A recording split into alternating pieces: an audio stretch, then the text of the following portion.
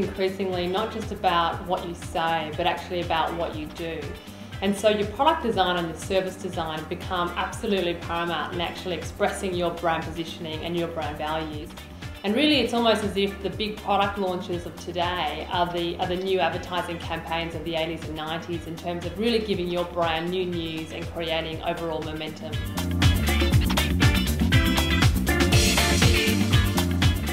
The first stage is really understanding the challenge or the problem facing the brand to really uncover what the project's really trying to achieve. So really look at the market dynamics, the key consumer dynamics, any sort of key social and cultural dynamics to really understand the core challenge and really trying to find that in a single statement.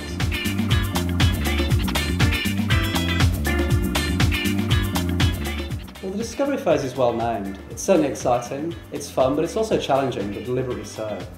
The role it plays is interesting in twofold. It's a great chance to get a broad and deep understanding of the category consumers, but also provide some inspirational thinking. We use a lot of eclectic sources, so we do global desk research, we do expert interviews, and we also spend some good immersive time with the consumers in the category. We also like to consult some weird and wacky sources just to really stretch our thinking out, so we might chat to an architect, an angler or an acrobat, just people who don't think like we do about the category. All these inputs and facts and insights are put together and they really help guide the definition of the platforms.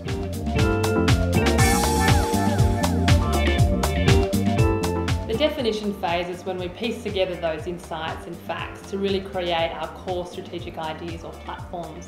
Really those platforms can be inspired by the market itself, by our consumer discoveries, by brand truth, by a broader cultural idea, but really the true test of a great platform is whether they inspire breakthrough ideas, and that's what we really look for.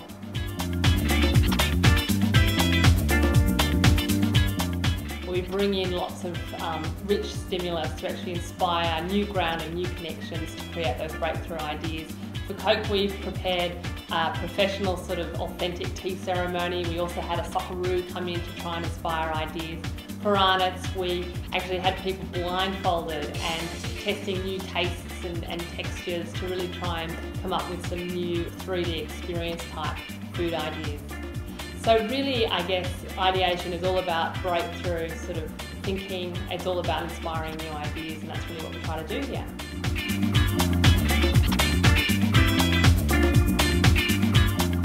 The evaluation optimisation phase is a great chance to road test and build on the ideas using consumer feedback.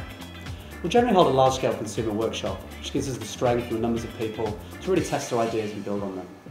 Then what we'll typically do is quantify the findings, provide real-life data for a business case.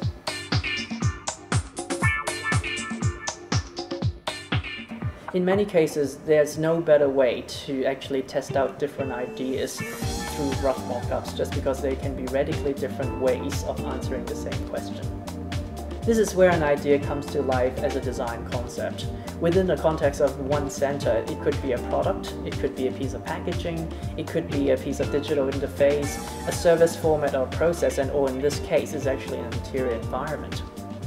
Top things we've learned, it's about making new leaps, it's about momentum, it's about having freshness and really new perspectives, it's about timing, and really it's about creating the right environment where great ideas can happen.